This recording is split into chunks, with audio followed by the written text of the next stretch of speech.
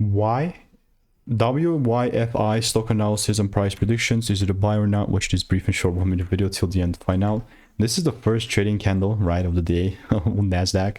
So we have a limited amount of data, but definitely something we can work with.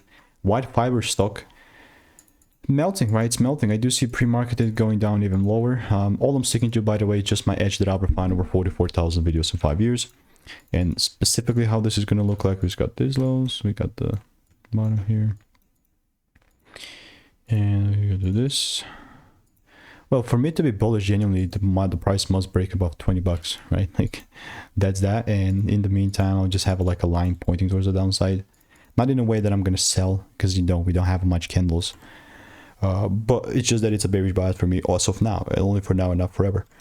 So if you want to stay tuned and get free money making emails and insights, click the first link in the description and I'll keep you updated. So goodbye and enjoy.